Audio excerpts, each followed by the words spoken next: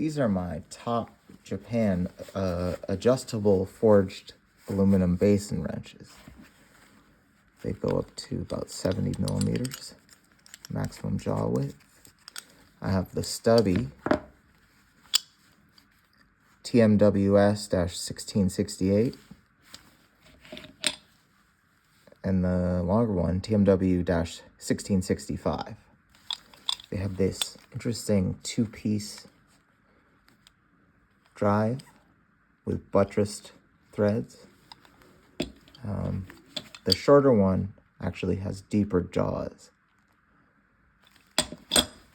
And I like these for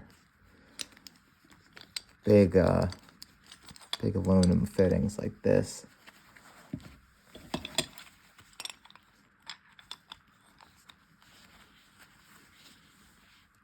Patented a couple tether holes. I really like these.